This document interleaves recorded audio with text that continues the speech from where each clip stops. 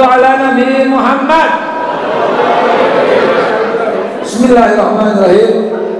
Ibu sekalian dan bapak sekalian dirahmati Allah, mari kita mencetak generasi unggul. Itulah topik kita utama. Udah ngapa ibu dibirain ngomong aja.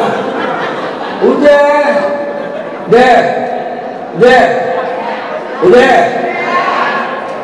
Bapak ibu sekalian, mari dalam kesempatan yang singkat ini, karena padatnya jadwal, saya mesti hadir ke Gor Pajajaran. Mana dia orangnya? Mana orangnya? Gor Pajajaran? Hah? Belum datang? Udah? Mana? Makan. Dia batal. Gegara saja. Cepat. Habisnya ke sana sebentar. Baru ke Gor Ciracas. Hadirin yang dimuliakan Allah Subhanahu wa taala. Mari dalam kesempatan kali ini, sebelum saya lupa,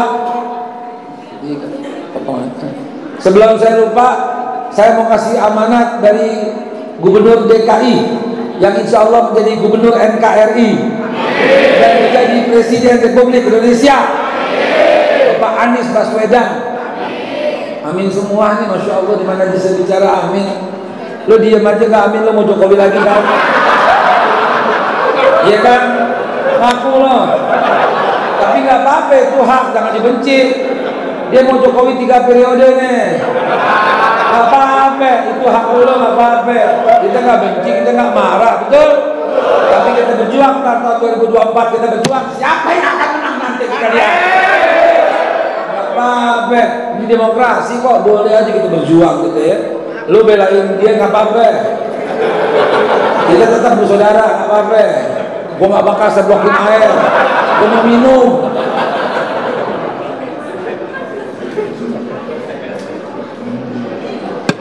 Tetap kita bersaudara, ya. Hadirin dimulakan Allah, saya mau memberikan amanah dari beliau bahwa satu, virus yang sedang terjadi, sedang beredar, jangan disikapi dengan lebay. Di Depok kena 2 orang, sekampung pindah, itu lebay namanya. Langsung mal-mal pada sepi, itu lebay namanya. Langsung mal-mal pada, itu nggak boleh begitu. Itu mengurangi dan merusak stabilitas namanya. Langsung borong masker, nggak usah. Kan ente sehat, masker itu buat orang sakit, ya, bukan buat orang sehat. Orang sehat boro-boro beli, bukan cuma itu, beli telur berlebihan. Ini ikhtikar namanya. Salah satu transaksi yang diharamkan Allah itu menimbun barang, namanya ikhtikar. Transaksi lainnya itu akadnya tajris, akadnya goror, akadnya tagrib, ya, riswah, itu segala macam transaksi. Ada 9 macam transaksi yang diharamkan oleh Rasulullah. Salah satunya itu ikhtikar ini, ya, haram, dosa besar kata Nabi. Ente nggak perlu dinimbun barang banyak-banyak, buat apa? Merusak stabilitas. Beli mie sampai berkarton-karton, ya, beli telur biasanya enggak, yang normal aja, ya, yang normal aja. Lu beli mie terus, tiap hari makan mie terus, bumbunya digodok begitu terus. Corona enggak, sakit ginjal pada. Ya, jadi jangan berlebihan, biasa aja. Yang penting hiduplah dengan Islam yang bersih. Ya, hiduplah dengan Islam yang bersih, yang cuci tangan. Karena di Wuhan sono, tempat pusatnya berasal virus dari Wuhan, dari Cina. Yang orang Cina belum dilarang kemarin, cuman Korea yang dilarang, Iran yang dilarang, Italia yang dilarang.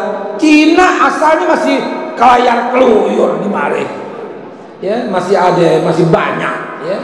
Itu yang Islam di sono nggak banyak nggak kena, ya, yang di sono, ya. Yang saya bilang orang yang menjalankan Islam, ya. Ada orang Islam kena, mungkin dia nggak menjalankannya, bagaimana, wallahu a'lam bishawab. Tapi kalau wudu itu luar biasa. Ente minimal 10 kali cuci tangan kan dalam sekali wudu kan, betul nggak? Nih cuci tangan. Berkumur gimana? cuci lagi kan tangannya kan, kena lagi kan, kumur masuk ke hidung gimana? Air lo masukin ke hidung gitu? Enggak kan? Masukin, cuci lagi tangan, kena lagi, cuci lagi tangan, basuh muka bagaimana? Kena tangan lagi, basuh muka, tangan apa? Siput lagi, basuh kepala gimana? Tangan lagi, basuh telinga gimana? Tangan lagi, basuh kaki gimana? Tangan lagi, bersih nggak tangan sehari? 5 kali sehari minimal. Belum ntar menjaga wudhu, belum yang kentut, belum yang apa. Kan kalau kentut cuci tangan lagi, betul? Cuci muka lagi, betul? Itu betul seluruhnya. Jadi cuci tangan itu akan menjadi orang yang sangat bersih. Kenapa ada kena juga cuci tangannya asal-asalan, wudhunya asal-asalan? Saya punya pengakuan nih, pengakuan orang Islam, orang Indonesia yang kena, yang sampai sekarang belum balik.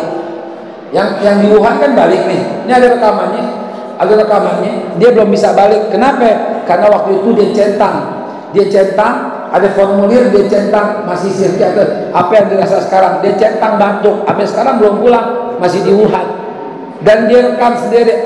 Kenapa sebabnya? Saya menyesal waktu itu saya belum sholat, dan sekarang saya sudah sholat. Itu tuh, coba saudara hati-hati ya. Generasi unggul adalah generasi yang sholat. Jadi pesannya begitu, jangan suka lebay, berlebihan, biasa saja. Yang penting kalau Anda merasa sakit, khususnya sakitnya pilek, batuk, nggak hilang-hilang, dan suhunya tinggi banget, dipegang 80 derajat, berapa?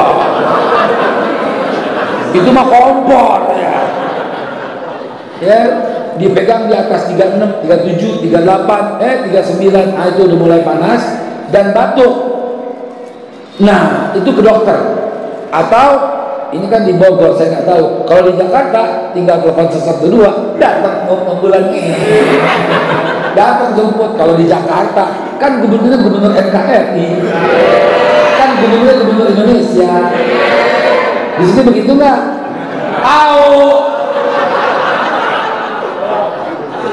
Pokoknya kalau sakit periksa.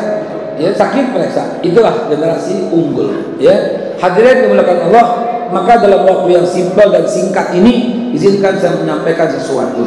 Ini yang hadir sedikit saja dengan semangat begitu. Kagak peduli masa buruk ya, insya Allah lillahi ta'ala kita nggak pernah mikir jumlah, kita nggak pernah mesti gede kok, enggak.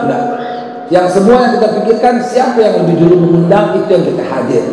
Jadi karena saya lebih dulu diundang sama yang di GOR, maka saya wajib hadir di GOR. Jangan sampai yang di GOR bisa batal karena gara-gara yang belakangan mengundang. Namun karena tumben jumlahnya dekat, waktunya dekat nih kemarin, dan juga dipesan oleh Abitam, saya jangan lupa hadir di Cimanggu, maka saya hadir juga. Beliau juga datang ke tempat kami di Tebet ya, jadi saya hadir, menghargai dan menghormati orang yang hadir.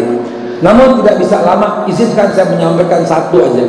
Generasi unggul itu adalah generasi yang ayo silakan. Generasi unggul adalah generasi yang solehah. Generasi unggul adalah generasi yang istiqomah. Generasi unggul adalah generasi yang takwa. Generasi unggul adalah generasi yang generasi unggul adalah generasi yang itu dia. Itu kesimpulannya. Ya Allah, ibu benar banget. Kasih hadiah nggak sama ibunya? Bu, saya kasih hadiah. Akuan. Enggak, nggak di kokok, enggak pakai gelas. Kasih mana hadiah?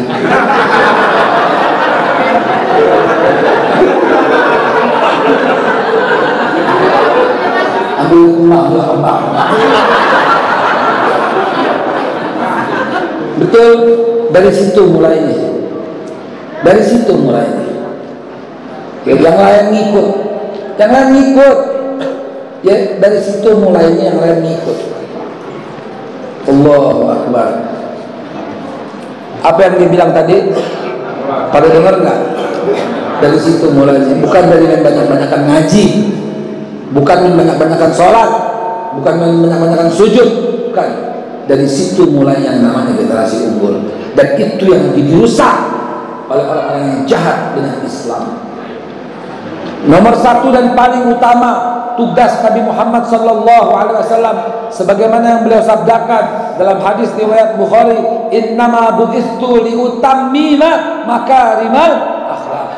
Sesungguhnya hanya saja aku diutus oleh Allah yang paling utama untuk menyempurnakan akhlak. Dengan akhlak yang baik, ente jadi nggak sanggup meninggalkan sholat. Sehingga ketika ente nggak sanggup meninggalkan sholat, maka akan tercegah perbuatan keji dan mungkar. Dengan akhlak yang baik, orang tua jadi redho. Dan ketika orang tua redho, Allah redho, kelar hidup lo udah, kelar hidup lo semua. Ente mau apa? Allah sediain. Allah redho bagaimana coba? Allah redho. Ente mau apa? Allah sediain.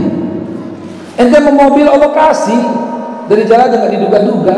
Ente mau rumah Allah kasih, Allah redho. Dari mana? Dari orang tua redho. Orang tua redho dari mana? Dari akhlak. Akidah lempeng dari akhlak. Ada nggak orang ngaji tapi dia terseret dalam aliran sesat? Ada nggak? Padahal kan ngaji. Ada nggak orang ngaji tapi habis ngaji kerjaannya bid'ahin orang ngaji? Ada nggak? Ada tidak? Habis ngaji bid'ah. Habis ngaji saudaranya meninggal tahlilan nggak mau, tapi yang datang ke tempat tahlilan malah dibilang bid'ah. Banyak nggak yang begitu? Habis ngaji padahal. Ini tanda ngajinya nggak berkah. Ini tanda akhlaknya nggak diasah. Ada nggak habis ngaji berantem sama orang tua? Ada nggak? Ada. Haram surga bagimu. Habis ngaji, Bu, Pak, saya mau ngaji. Ya, bantuin gue sini neng, bantuin gue. Alah ibu, saya mau ngaji. Haram lo ngaji. Sekali lagi haram lo ngaji. Jangankan ngaji, saudara. Perang Uhud, Rasulullah masih periksa. Siapa di antara kalian yang masih punya orang tua? Angkat tangan. Apakah orang tuamu dalam perlindunganmu? Ya. Pulang. Nggak ada jihad begini. Jihadmu merawat orang tuamu. Nangisnya gitu. Saya nangis kalau lihat orang masih punya orang tua, orang tuanya udah sakit, udah stroke, di bangku dirawatin, nangis. Kenapa? Ngiri. Kenapa? Sorga di depan matanya, saudara. Berapa banyak orang merawat emaknya sendiri, emaknya udah stroke, bapaknya udah stroke, datang ke ustaz berkata, Ustaz, tolong doakan yang terbaik. Ustaz, kurang ajar. Maksudnya apa? Kan mendoakan kematian itu. Pokoknya yang terbaik aja deh Ustaz. Apa maksudnya? Pernah datang sama saya begitu? Anak celaka lo, saya bilang. Anak kurang ajar lo, bosan ngerawatin orang tua. Lo masih kecil, siapa yang cewokin? Lo belum bisa makan, siapa yang suapin? Siapa coba? Air susu yang termahal di dunia itu air susu ibu. Sekali ibu berkata, ya Allah, saya nggak redho air susu saya haram surga selamanya bagimu. Mati dalam keadaan tak sanggup mengucap la ilaha illallah. Alqamah sahabat Nabi cuma bikin kesinggung dikit ibunya tidak bisa baca la ilaha illallah menjelang wafatnya. Padahal sahabat Nabi, saudara. Padahal cium tangan Nabi, padahal ngaji sama Nabi, singgung dikit orang tua tidak bisa la ilaha illallah menjelang ajalnya, saudara. Maka generasi yang unggul itu adalah generasi yang berakhlakul karimah. Generasi unggul itu adalah generasi yang ngomongnya itu lunak, lemah lembut kepada orang tua. Generasi yang unggul itu dia nyuciin baju emak, nyerikain baju bapak, ngepel, nyuci, beresin, siapin makanan, baru bilang, Mak, saya ngaji ya. Itu generasi unggul. Jangan cerita deh generasi unggul kalau seandainya kita masih nyakitin hati orang tua. Generasi unggul itu tidak akan pernah merugikan orang lain. Generasi unggul dari mulutnya itu an kana yu'minu billahi wal yawmil akhir falyaqul khairan aw liyasmut. Dia ngomong baik atau diam aja. Itu generasi unggul. Generasi unggul itu nggak pernah memperdulikan orang susah di sebelah kanannya, apakah di Islam, Kristen, Hindu, Buddha, Protestan, Konghucu, siapapun yang ada keperluan dia bantu sebisanya. Itu generasi unggul. Nggak punya duit Ustaz, cukup pasang kain belacu, buka posko banjir. Itu generasi unggul. Dan bagi, jangan pernah batasin dia mau Islam kayak emang mintanya bantuan. Kagak. Allah la yu'min, kata Nabi, demi Allah tidak beriman. Sahabat ngeri, Nabi udah ngomong demi Allah, bila nggak beriman lagi 3 kali lagi. Siapa ya Rasulullah? Mereka yang kenyang, kata Nabi, sementara tetangganya lapar. Dan Rasulullah bilang tetangga, nggak bilang muslim. Berarti Islam di situ kita lihat indahnya, rahmatan lil. Nabi Muhammad diutus bukan untuk orang Islam doang. Wa ma arsalnaka illa kaffatan linnas. Tiadalah engkau ya Nabi, aku utus, kata Allah, kecuali untuk seluruh umat manusia.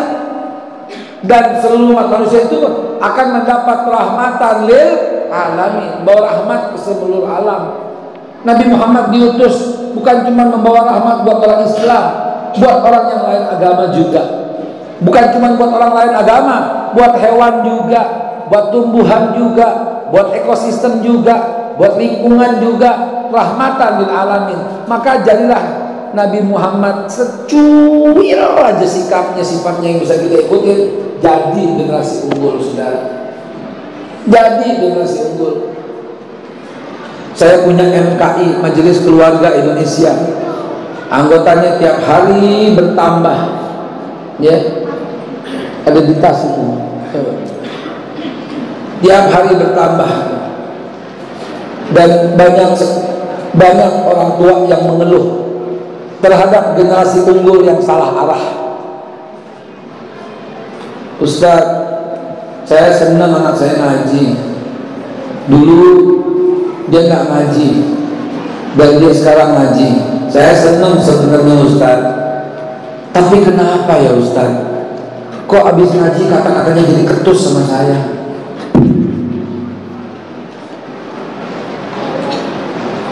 Dulu sih santun Ustaz, dulu nggak pernah melawan Ustaz. Tapi setelah ngaji, kata-kata saya salah semua Ustaz. Begitu ngaji, alah ibu, ada hadisnya enggak? Malah bapak, ada hadisnya enggak? Alah ibu awam, ibu ini nggak ngerti agama. Alah bapak tuh nggak ngerti agama. Bapak tuh bid'ah melulu. Kata ustadz saya, kata ustadz ini, kata ustadz itu. Seolah-olah ustadz ngadu sama saya. Seolah-olah ustadz ilmu yang saya ajarkan dulu itu semua salah ustadz. Saya mesti bagaimana menyikapinya ustadz? Begitu saya suruh, saya dibalik tanya, ibu ngaji Yasin doang malam Jumat, ada hadisnya nggak? Digituin ustaz. Dulu mah dia mau baca. Saya baca wujud dan bako, itu bid'ah bu, nggak ada kayak gitu, Nabi nggak pernah ngajarin. Kok jadi ketus ya ustaz? Udah anaknya sekarang sering ngaji ustaz. Jenggot juga dipelihara sampai panjang. Bukan saya nyindir jenggot, saya juga pengen jenggotan yang lebat, tapi nunggunya di mare melulu.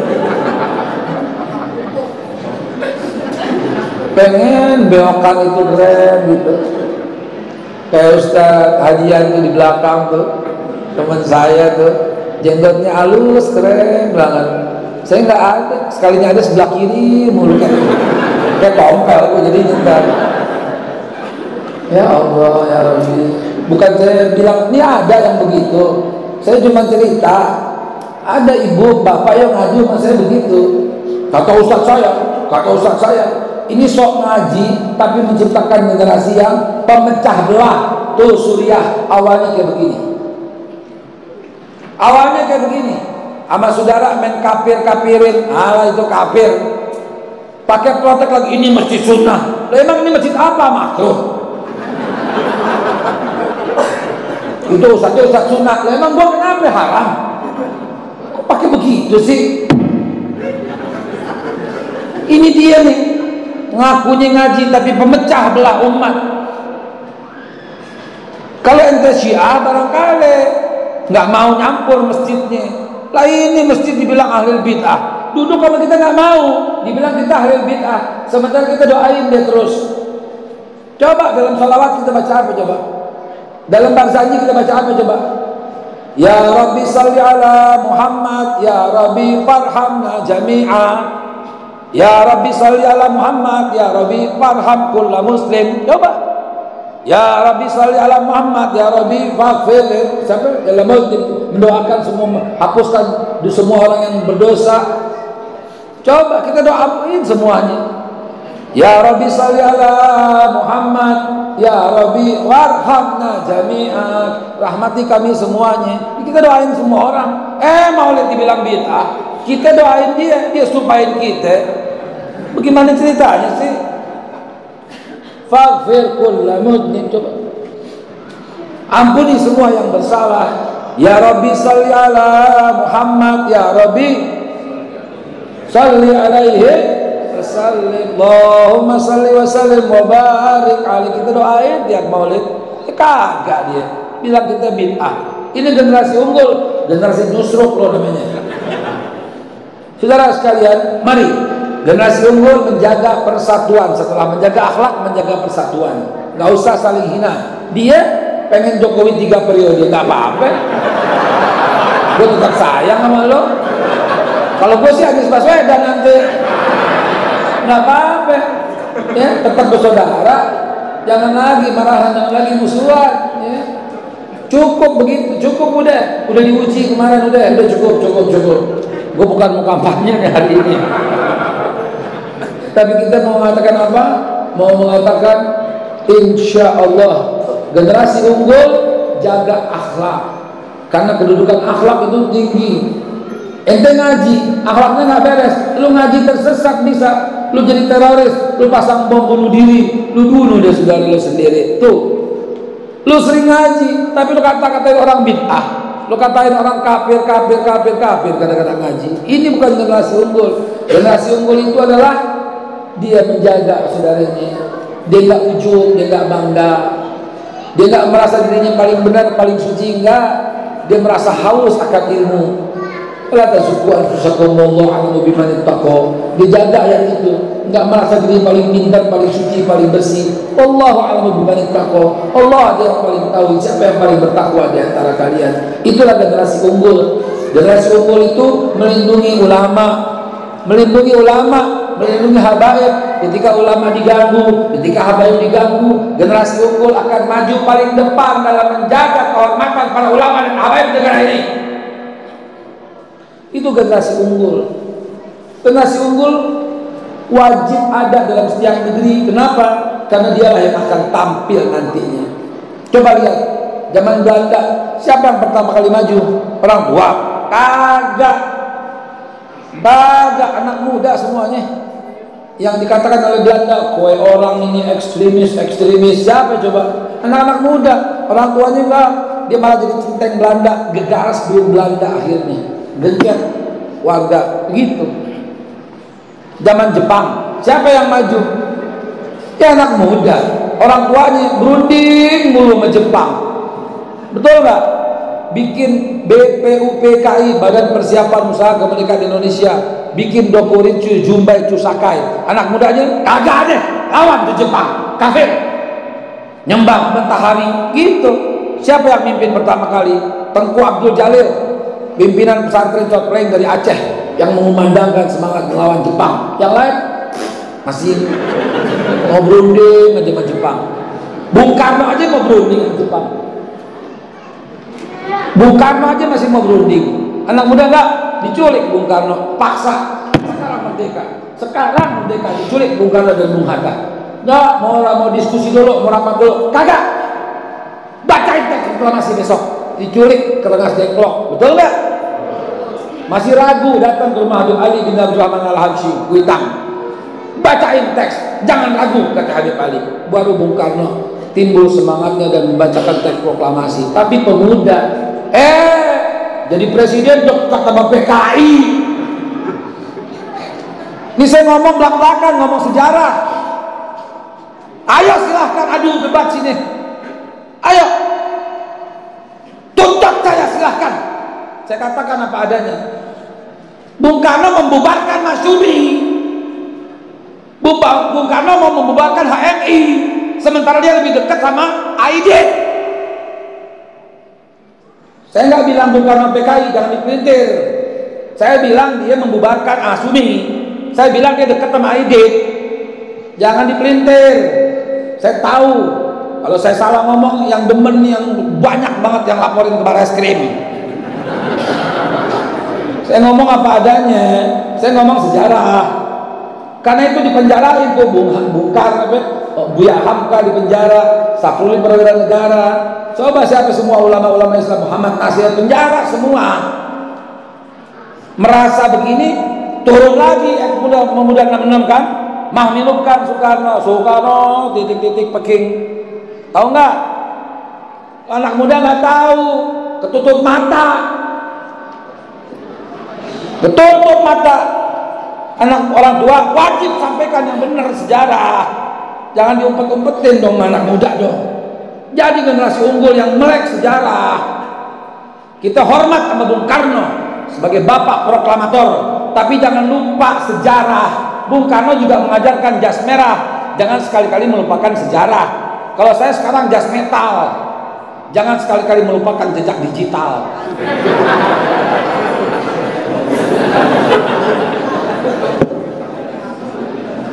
Dia ngomong apa? Dia ini saudara.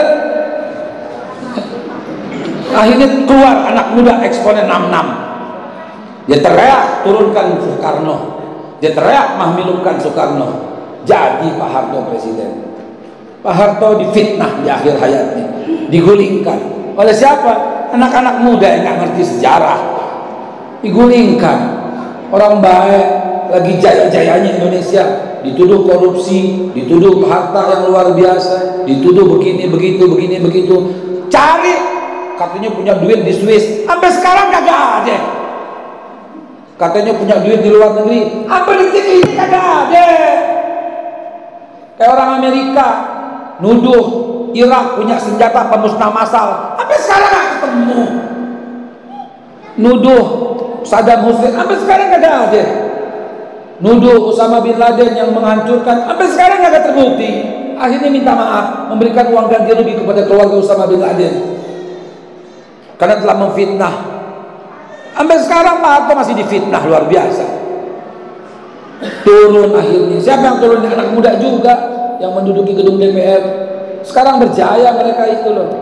Dari dulu saya nggak ikut. Saya ikut demo, tapi demo yang di sebelah sini. Saya ikut demo waktu itu. Ikut demo itu apa? Saya demo, saya juga anak mahasiswa turun. Ingat banget saya diundang waktu di Poltek UI, ya dengan apa akademi perawat apa itu di kampus. Itu saya ngajar di 8 universitas zaman itu.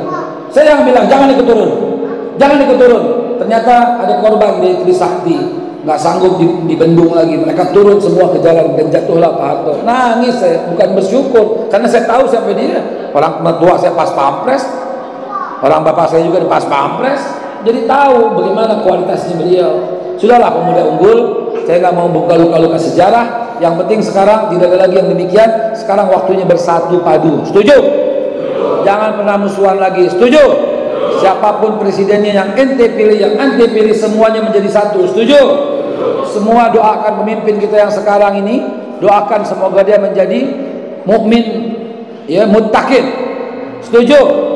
Itu yang sekarang kita pentingkan. Hari ini tiada lagi yang zaman-zaman seperti dulu. Saya cerita sejarah sedikit agar pemuda itu melek sejarah, dari sejarah asli, dari orang-orang yang memahami sejarah, dari orang-orang yang tidak menutup-nutupi sejarah. Yang saya sampaikan adalah hak, ya. Tetapi saudara sekalian, kalau haknya tertumbang dengan yang batil, maka kewajiban kita untuk menumbangkan segala kebatilan. Kenapa?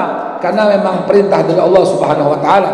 Jal haq wa zaqal batil, innal batila kana zahuqa. Demikian, mudah-mudahan yang saya sampaikan ini manfaat buat antum semua. Dan jangan sekali-kali lupa bahwa apa? Bahwa Allah Subhanahu wa taala menghendaki kita berbeda, tapi tetap berbineka tunggal. Tetap Allah ciptakan kita bersuku-suku, berbangsa-bangsa.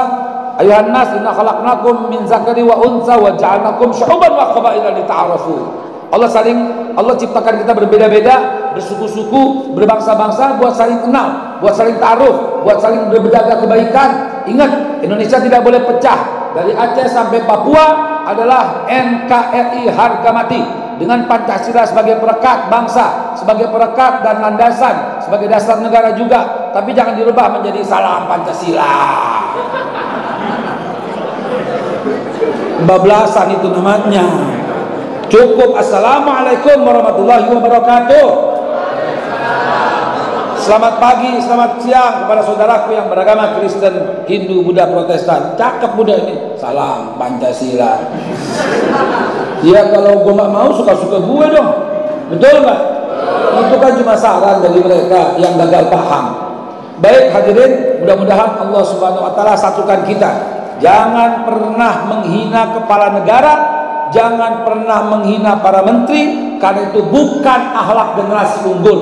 Akhlak generasi unggul pantang menghina, pantang mencela, pantang memaki, pantang hoax, pantang menyebarkan berita bohong. Generasi unggul adalah falyakul khairan aw liyasmut.